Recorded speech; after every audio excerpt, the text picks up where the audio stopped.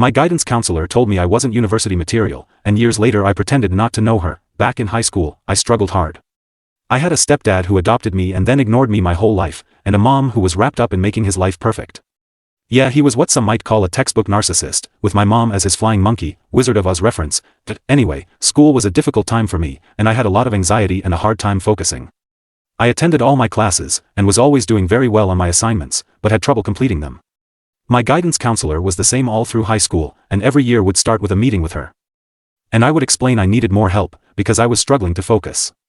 She brushed me off every time, stating that I obviously wasn't trying hard enough because I had no excuse, since my stepdad, adopted dad, was a social worker for the school board and personal friend of hers.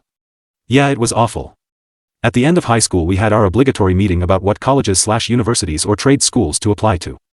I told her I was interested in psychology and would like to be a counselor or to teach psychology. This woman scoffed. Literally scoffed at me. She said, and I quote, "Please do not apply to university. It would be a huge disappointment for you. You are not university material.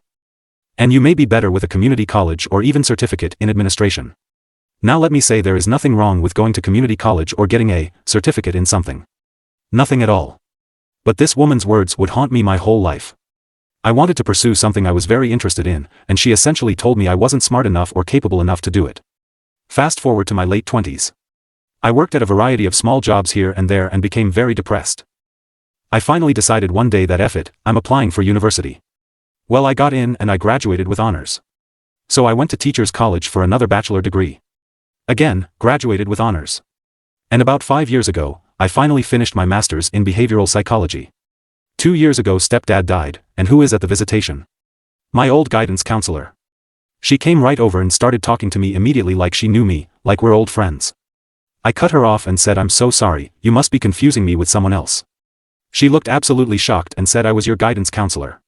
For 4 years." And I just shook my head and gave the best blank look I could give. Shrugged and said, "Sorry, I honestly don't remember you." When I left she looked a bit confused and disappointed. I think she had hoped for me to have all of these good memories of her, how helpful she was to me as a teen. But nope. I wanted her to feel that she was nothing to me. Had zero effect. Even though she did affect me, I wasn't letting her know that. I felt pretty good about that. To anyone wondering, I now teach psychology to future counselors. So I'm doing what I originally wanted, and that made this so much sweeter. My mom had run into her a few times at the grocery store before this, and has bragged about my accomplishments, so I didn't have to tell her about them. She knew I was successful. Since she already knew, I pretended she was nobody to me, to ensure she understood she contributed nothing. Also those who say she helped me in the end and she was right. No. I asked her to help me for 4 years and got nothing. She laughed at my dreams and goals. She did not do her job. She failed as a guidance counselor and frankly also as a decent human being.